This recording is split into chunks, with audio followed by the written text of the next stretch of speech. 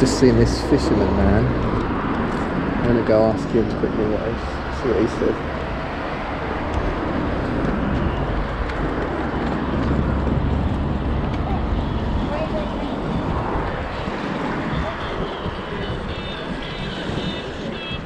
Hi mate, you alright? I'm a photographer, currently doing a project about Southend. Do you mind if I take your picture while you sit there? Is that alright? You catch much here? No, I have in the past. Have you? What's the project you're doing then? So basically I'm documenting Southend. I've lived here all my life, through the winter, just because of what's going on with coronavirus and just been quite quiet. And then I'm going to come back in the summer and document it again. Right. Hopefully, touch wood, by the summer it'll be a bit contrasting. That's the hope. Is this your job then, photography? Well, yeah, usually weddings, but obviously, again, last year's not exactly gone to plan, is it? Right, can I get one of you just like from that angle? Alright, 3, 2, 1. Lovely. You're self-employed then, or? Yeah, self-employed. Self-unemployed at the moment. Hey guys, hope you're well, hope everybody's doing good. I'm going to keep this video relatively informal just because, you know, I'm fully aware that this kind of video isn't going to get a great deal of reach on YouTube, like especially from, you know, the title name and stuff. But this kind of video is more specifically just for my regular viewers and people that have heard about the project and whatnot and actually care, you know, about what it's about. So first and foremost, if you don't know what the Southend project is about because you're a new subscriber or something, I'd highly recommend checking out episode 1 of the Southend project, which is just kind of like an intro to the project where I talk about it in a little bit more detail. Go check that out first because otherwise you won't know what I'm talking about. If you have seen that video before, I'm going to do a quick recap just because I posted that quite some time ago now. I wanted to do more regular updates with this project, like as I was shooting for it, but life gets in the way, you know, and I found myself much more focused on just kind of working on it as opposed to kind of talking about it. I just wanted to work on actually taking the photos. But just to give you a quick recap, the Southend project is about my hometown, Southend-on-Sea. I wanted to work on a more long-term photography project for some time now, and I was kind of like in and ahhing with different concepts and ideas and stuff like that. And I've read somewhere before, but I think I saw it on a Sean Tucker video. He was talking about working on his own long-term projects, and I think he mentioned, you know, if you're struggling to come up with a concept for a project, you should stick to what you know, whether that is a hobby, you've got a person you know, a friend or a family member, a skill, a place, for example, a hometown. And that's what I ended up going for. You know, I've lived in Southend my entire life, coming up to 35 years now. I thought to myself initially, right, what I'm going to do is I'm going to document my hometown throughout an entire year, just shooting, you know, film photography through the whole town, and at the end of the year just kind of cherry pick the best images. You know, a lot of photography books and long-term photography projects, that's essentially what they are. Sometimes photographers can shoot projects for like decades at a time, and then at the end just cherry pick the best images and make a book out of that. And that's at the start what I was going to do, but then I kind of thought to myself that I wanted to make it a little bit more challenging, and I wanted the images to have some kind of narrative to them, you know, maybe be a little bit more contrasting.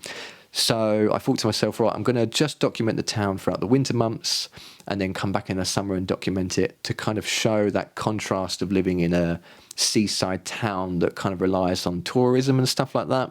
And then I thought to myself, oh, I'll actually shoot the winter months on just black and white film and the summer months on just colour film to really kind of add to that contrast of, you know, black and white, closed, depressing, cold, summer, you know, bright, colourful, happy, busy. So yeah, I had the concept in mind, and I thought to myself, right, I'm going to shoot the winter months, January to March, just black and white, come back in the summer and do, you know, June to August or something like that on colour.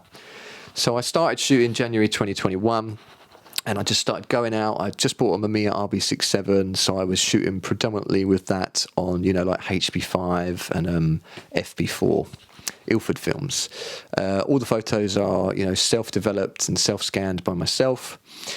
So I went out, I started shooting, and very quickly I noticed this subconscious sort of feeling to a lot of the imagery. It it was bringing up all these emotions of kind of like loneliness and depression and, you know, just that feeling that I think a lot of us were going through, you know, in the UK, even in the world, just because of everything that's been going on with the coronavirus and lockdowns and restrictions.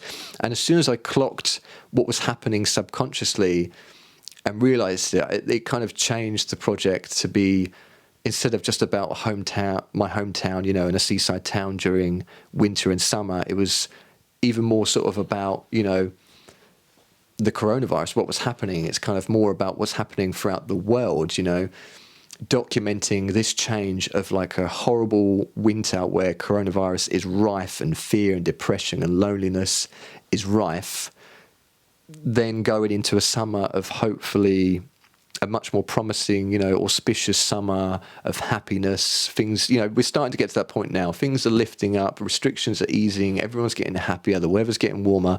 It seems to be that there's a light at the end of the tunnel. You know, in the UK here, we've vaccinated 60% of all adults, and it's getting to a stage now where it's looking like, you know, we're going to be able to open things up again, see our family, see our friends.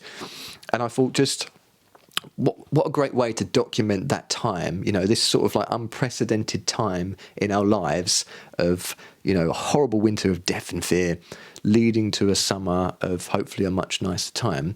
But to be able to document that by just taking photos of a seaside town. So that was sort of early Jan where this whole sort of concept came into my head, and I was like, yeah, right, I've got a better idea of what I'm doing now and I'm going to stick to it. So initially I was just going out and taking, you know, lots of street photos. My favourite kinds of photography are portraiture, landscapes and street photography. So I wanted to try and incorporate all those kinds of photographic styles within the project. So initially I was just going out and I was shooting a lot of street. I was kind of trying to take these landscape shots with people in them, just one solo subject to kind of, you know, re-emphasize that feeling of loneliness. So I was setting up a lot of these landscape shots and just kind of waiting for a subject to walk into frame so I could go click and take it with just that one person. And I was really enjoying that challenge. I got quite a few of those shots that I was really happy with. The project initially started as me documenting the whole town of Southend-on-Sea, but I very quickly realised I was just gravitating towards the seafront all the time, you know, with it being a seaside town. And actually, the entirety of all the photos I've taken is just along this stretch of seafront that we've got in Southend-on-Sea, like one road that goes for, you know, a few miles along the seafront. Every single photo is taken along that one road because that's just what I found myself doing, and I thought it would be a much more niche thing. Instead of a whole town, the fact that every photo in this project is just taken along one straight road along the beach. So yeah, initially I was taking all these photos of different people, you know, there were little elements I was trying to add to it, like there was this part of some scaffolding where they're building some new flats. I took a couple of photos through there, just like using the scaffolding to kind of try and create this feeling of being trapped and getting a person from the other side. I took one of this guy, which I got lucky with. You know, I just kind of manually focused, picked up the RB a little bit higher and hoped for the best. And then I went back another day and I just got lucky. There was this kid that was kind of lagging behind his parents on his little toy bike. And they just walked out of frame and he was there by himself in the middle, and I clicked it, and you know I was really happy with how that came out. But a lot of these photos of just solo subjects from a distance was just a case of me finding a spot, setting up the camera and just waiting. Just have, you know, I think they call it fishing or something, or sniping in street photography. I think they call it sniping. I don't know for sure. But it's just setting up a shot and just waiting for the right person to walk into frame. So I took quite a few of those, and I've got a few of those that I'm really happy with. And then at the same time, I was just kind of walking around trying to find scenes or, you know, things that kind of reflected that feeling of loneliness or depression or fear, like anything like that that kind of really boosted that horrible feeling that everyone was going through throughout the winter months. And then I knew, you know, it was coming towards the end of January, start of February time, and I've got loads of photos that I'm happy with, but I knew that I hadn't taken any portraits yet, and I wanted to have portraiture as part of the project. Obviously, in all honesty, I was just a little bit scared and I kept putting it off, and that's why I hadn't taken any street portraits yet. A lot of the times, you know, I was going out for a walk sort of every other day with either by myself or with my family, because, you know, we weren't allowed to see anyone else. Nothing's open, no shops, no restaurants, nothing, you know. So we'd often just go out for a walk just to get some daily exercise along the seafront. And every time I did, I just tried to find someone I could take a picture of and, you know, tried to muster up the courage to actually talk to them. So this fisherman gentleman was the first guy I took a photo of. And I just kind of went up to him. He was sitting there fishing, waiting for, you know, a bite. And I just, you know, heart pounding, like, bum, bum, bum, bum, bum, bum. I was like, excuse me, do you mind if I take a photo, please? And he was like, yeah, of course you can. And straight away, like, that relief was like, oh, okay then, you know, like, went up to him and was, you know, I took, I think, 2 photos. I took one, I was like, not quite happy with that composition, recomposed, got one, and yeah, very happy with that, and that's definitely going to make it into the book, just because he was the first ever person that I approached for a random street portrait. And just for that reason alone, it has sentimental value to me, and I'll be forever grateful to that guy for saying yes and give me the courage to continue. So that was my first portrait in the bag, and gave me the confidence to kind of carry on. I was out walking again, like a couple of days later, and there was this you know, street cleaner guy in his high-vis jacket, and he just sat on these steps for a break, and he had like a bottle of Lucozade or something and a homemade sandwich and some tin foil, and he sat down, and I think I'd just come out some public toilets, and he was sitting there, and I just went, excuse me, mate, do you mind if I take your picture? You know, I've got my RB with a strap around it, and I just used to walk around with it on show so people could see that I had this camera, you know, and it wasn't this sort of situation where I had it in my bag and I had to get it out. Like, it was just there, ready to go. And he was like, yeah, of course you can. So again, you know, my heart's still beating because it's the second time I asked, and I was still a little bit nervous, and I was like, oh, great, lovely. So I tried to compose it, and I only took the one photo, and it came out, I think I just missed focus on it, which is annoying, but just, you have to live and learn. Like, that taught me going forwards to take a couple of photos per person instead of just the one, and really, you know, slow down and make sure that I've got everything in focus. So that was my second photo. Third one, mistakes again. So there was this chip shop worker. Obviously all the restaurants and closed, but they had opened up some of the chip shops, and he just had this little window that he opened up and was like, what do you want? You know, oh, I'll have some chips. Yep, there you go. And he'd hand it through the window. So I ordered some chips, and then as I'm waiting for it and he's waiting for him to cook, I said, do you mind if I'm working on this project, do you mind if I take your photo while you're standing there? And he was like, you know, go right ahead.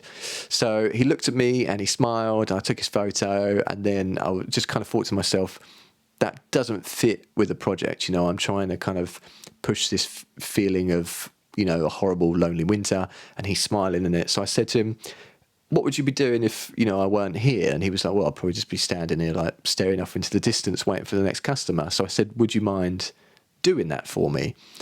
So he did, and stupidly I forgot to wind the film to the next frame, and I ended up getting this bloody double exposure. And, you know, at first I was kicking myself. I was like, oh, you idiot, like, why did you do that? You ruined a perfectly good photo. You might have to go back and ask him again. But the more I look at it, the more I'm actually liking the fact that, you know, he's this shop worker, he's got to put on this front, this smiley face for his customers, but really inside, he's feeling the same way the rest of us are. You know, he's feeling sort of depressed and lonely and not unsure of, you know, what the future holds for his business and stuff like that. So actually, I think I am going to include that photo within the book, because it kind of gives that sort of two-face, you know, vibe to it, like the face he puts on for his customers and the face he really has underneath the mask. I quite like that. And then, yeah, it just carried on from there. So I just kept going out every sort of other day, taking photos. I bumped into this runner. I tell you what, actually, so this is what happened. So I had 3 shots left on a roll of film. My last roll of film on me. I didn't have any more film on me. We had been out for a walk with the kids. We were still, you know, on our way home. I saw this girl sitting on the beach by herself. From a distance. At first I didn't know it was a girl, because it was just someone sitting on the beach with their hood up, and I was like, oh, that would make a great shot for, you know, one of the ones of people from a distance. So I composed it, took the shot, came out great. There were a couple of birds in the sky above her, and then I thought, well, I've got 2 shots left, why don't I go ask her for a photo? So I walked up. Again, at first, I didn't know this was a girl. It could be a man, it could be anyone. So I started walking up, and then I saw it was a girl sitting on the beach by herself, just like looking at on her phone, you know, face down on her phone. And I was like, oh, wow. Hello there, do you mind if I, you know, take your photo and work on this project about Southend, about how we're all kind of lonely during lockdown, and you know, you've just fit the vibe perfectly because you're sitting here kind of by yourself on the beach.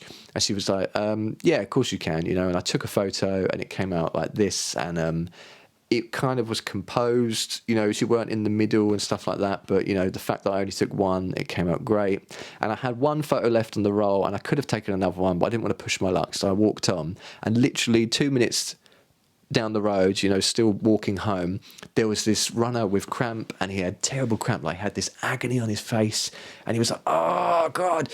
And I was kind of walking past, and still on that kind of buzz high from asking the other person, you know, I still had that adrenaline pumping. I just thought, fuck it. I just thought, excuse me, mate, do you mind if I take a picture while you're there? And he was like, what? He didn't know what was going on. All he knew is that he'd got horrendous cramp in his foot, and this guy has asked to take his photo. So I knew I just had one photo left on the roll. I bent down, I focused, I snapped.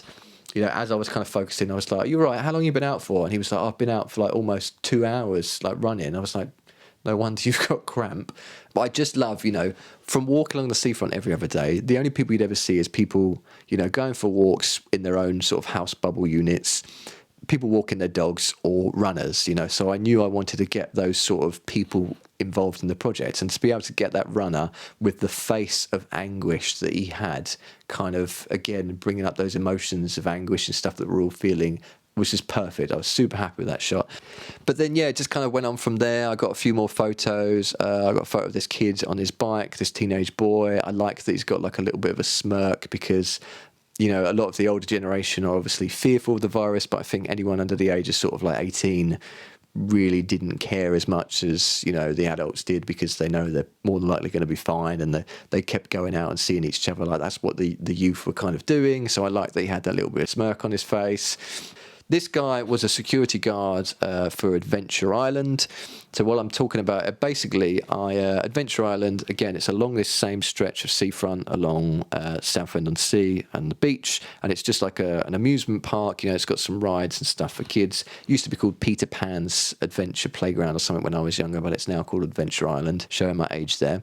And I'd emailed them basically because, it's part of the seafront. It's a massive part of the seafront, and it's closed down. And I thought I'd love to get in there and take a picture of some of the rides being unused, so in the summer I could go in there when it's open and get some of them being used, you know, and have kids on them, you know, playing and enjoying themselves. So that would really be a nice sort of contrast of unused rides and then used rides in the summer. So I emailed them, and initially they were like, we're not too sure that we want you coming in, you know, insurance and blah blah blah. And then someone came back to me and said, oh, actually, yeah, you can come in, like, we'll organise a date with you. And then I told them, they were like, what's it for?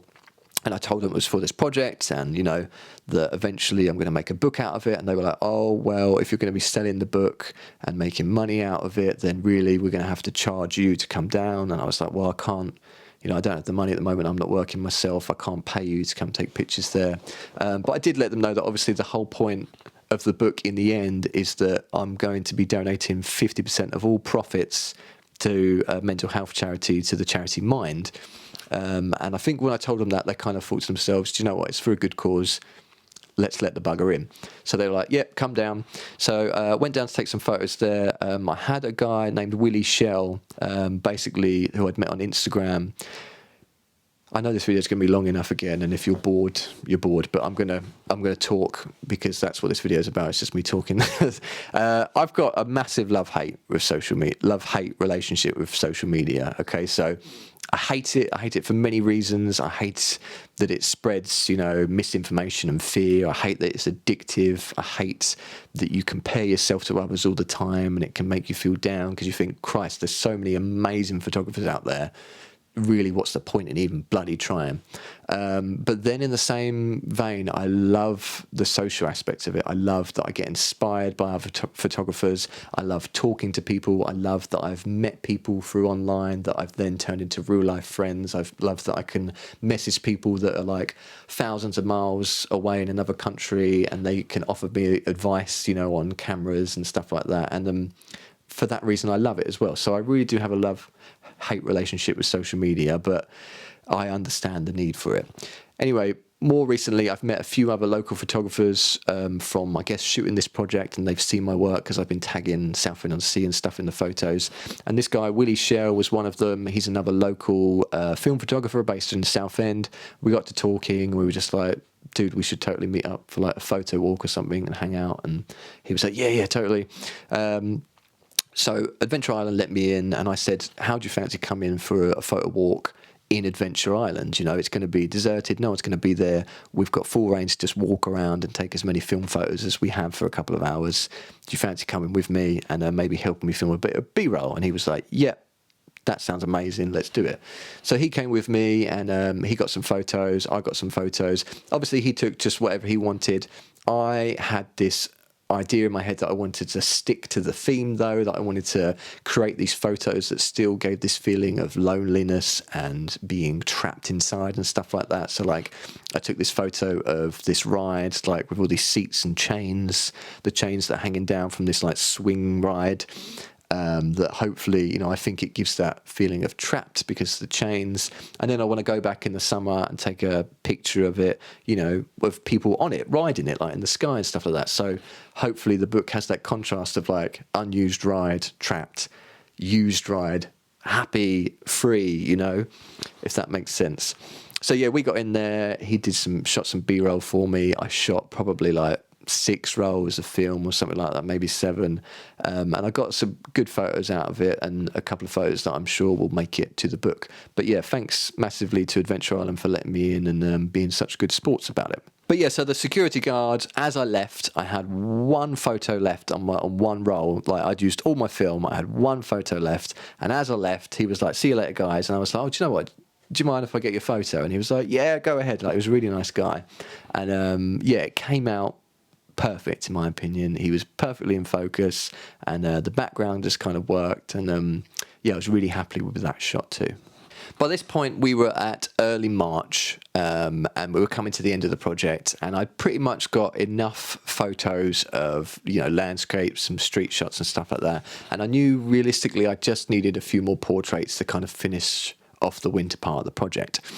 So I thought what I'd do is I'd actually, you know, initially I thought that they all had to be strangers, you know, there was the whole point that they have to be these random people I bumped into the street. But then I thought to myself, the whole point of the project is about documenting this lonely time within Southend-on-Sea using this one stretch of beach. But, you know, I've got a lot of friends or, you know, acquaintances or people that I know who live locally. So I put a post on Facebook and I just told everyone what I was doing. I said, look, I'm working on this project about Southend-on-Sea, about documenting this time that we're all going through and this feeling of loneliness. And obviously I said that, you know, I'll be donating 50% of all profits to a mental health charity. And luckily I had quite a few people get back to me and say, I'd love to be involved. I'll let you take my picture along the same stretch of beach. So I arranged a few people to meet along this sort of same sort of few mile stretch of beach at points along that. So I had a friend of mine, Mark, who is a single man, early 30s, lives by himself, you know. I just wanted to, I thought, why can't he be involved in the project? You know, he's going through just what everyone else is going through. Just because I know him, that doesn't make it any less of an important photo. So I took a photo of him just outside Adventure Island, managed to get that ride. I think it's called Axis or something. It's a big swinging ride behind him, just because I wanted to give it that feeling of there was this big overlooking thing to him, you know, shadowing him, which would be obviously the virus, this thing that we're all worried about. I had a few other people, a musician that I'd met before and taken photos for. She wanted to be involved. Her name was Amy, and I just met her on the beach. You know, she was like, I usually go for walks by myself anyway, so you know, it's not really any different. You've just took my photo while I was going for a walk. And then there was a first-time mum She's not single. First time mum, and I just, she was like, oh, I'd kind of like to be involved because I'm a first time mum, and I found it really hard. And then, that hit me as well. It's like, oh yeah, of course, like all these poor first time mums have had babies throughout this pandemic and lockdown, not being able to see their own parents, for help with the babies. Usually when you have a baby, you see your own parents, they help you, your mum might come and help you, your friends come round and hold the baby and give you presents. All this stuff that's been taken away from all these first time mums, like throughout this pandemic, just because they weren't allowed to see other people. It's horrible. So she was up for it. So I was like, right, meet me along the seafront. And I actually more sort of designed the concept for this one. There's this little sort of alleyway that leads down in the middle of Adventure Island, that leads down to the seafront, to the beach. Again, it's on this same sort of stretch that I've been walking every other day for the past 3 months. And I thought that it'd be good because it kind of shows this like long and winding, lonely road behind her, like this long, lonely path she's walked by herself, and she's now come out at the end. Restrictions have been lifted. She can go see her mum now. She can see her friends, like... That was an actual concept photo that I came up with a project, and I was quite happy with how that came out. And then while I was still shooting these photos of other people, often when I was like walking home from meeting them, I'd then approach a stranger at the same time. So there was this lady on a phone. I'd literally just left from taking pictures of Amy, the musician, and then there was this woman just sitting on the bench looking at her phone. I walked past and, full of confidence, I was like, that would be a good shot. Obviously during this pandemic, we've all been glued to our phones. It's the only any sort of social interaction is talking to people on our phones. But unfortunately, I had no film left in my camera, so it's not like I could quickly just take one. So what I did is I walked up along to the next bench along. I quickly sat down, loaded another roll, put my camera on my tripod ready, looked like I was taking a picture of the sea. I did actually take one, just so I had one anyway. And then I started walking back the other way past her and just approached her and said, look, do you mind if I take a picture of you? At first, she was a little bit hesitant. This is why I didn't film all the interactions with the GoPro, because I was initially going to do a video where I was just going to show you me approaching every single stranger and film it on the GoPro and kind of offer tips for approaching people. But then I thought, first of all, who the fuck am I to be offering tips for how to approach strangers when I am very new to it myself and still very nervous, But then also, it was an added element of difficulty for me because I then have to worry, is my GoPro recording? I had a separate mic, like a lav mic, is that recording? Then I could worry about taking the pictures. And with her as well, she saw the GoPro and it put her off.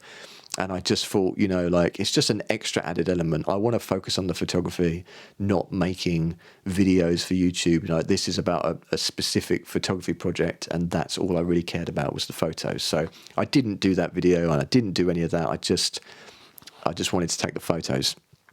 But yeah, so she was like, yep, she took one, looking at me, smiling, and then I was like, could you just go back to what you were doing, just looking at your phone for me? Like, that's kind of the look I wanted. And she was like, yeah, of course. So she just looked down her phone, I took a photo, and I think that one works, and I think that's probably what I'll put in the book. And then same day, so I walked along from her, there was an old man with a beard in his leathers. He was like a biker.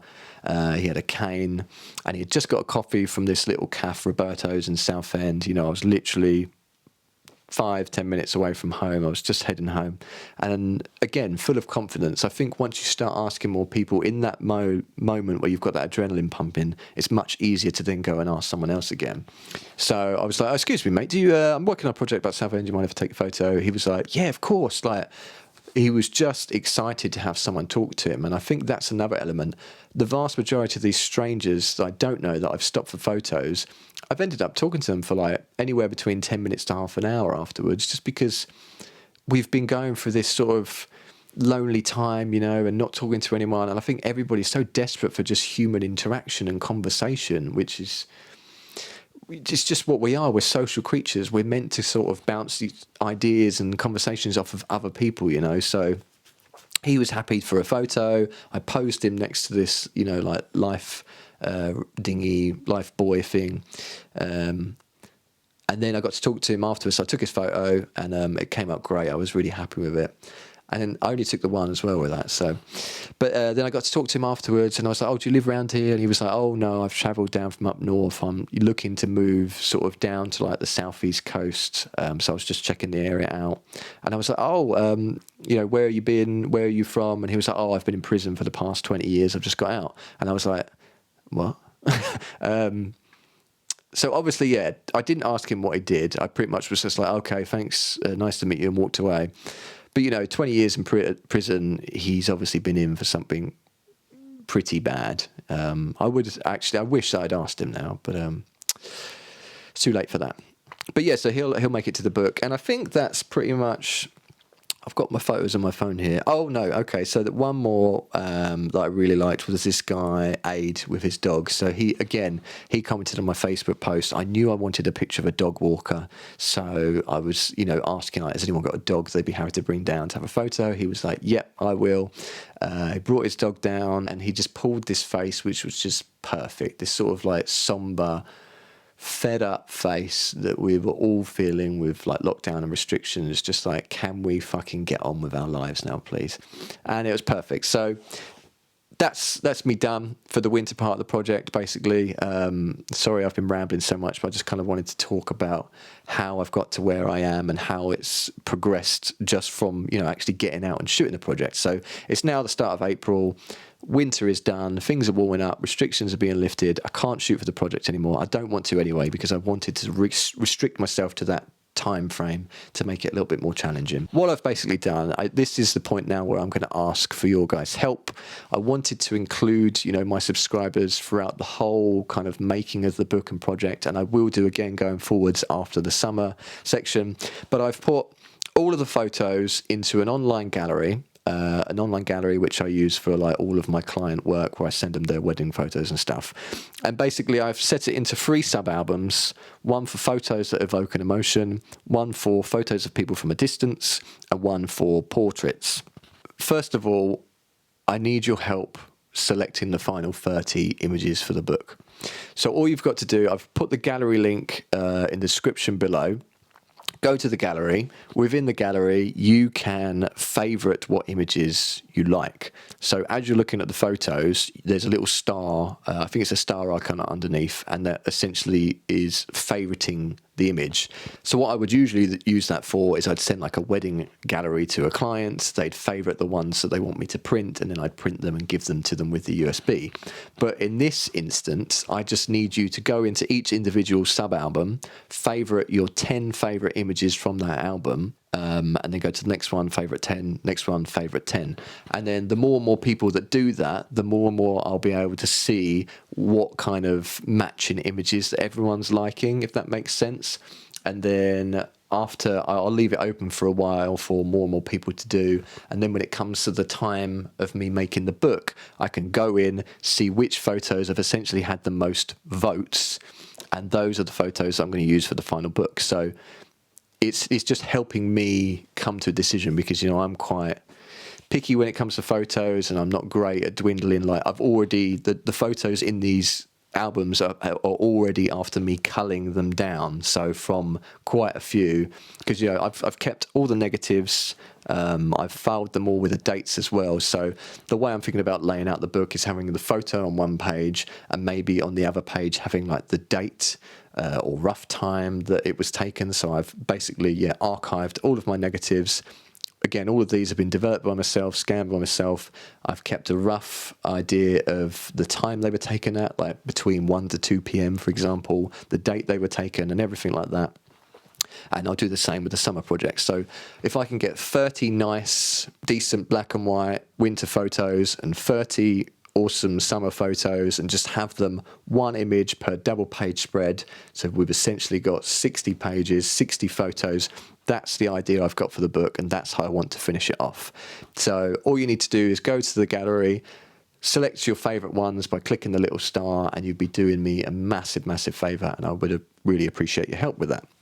And then I also need your help with the final name. Now, not so much now, I'll probably wait till a little bit closer to time, but just where I had the two ideas for the Bleak Winter and the Promising Summer, I thought potentially just calling the entire book, instead of the Southend project, because it is a project about Southend, but that's not what I want to call the book.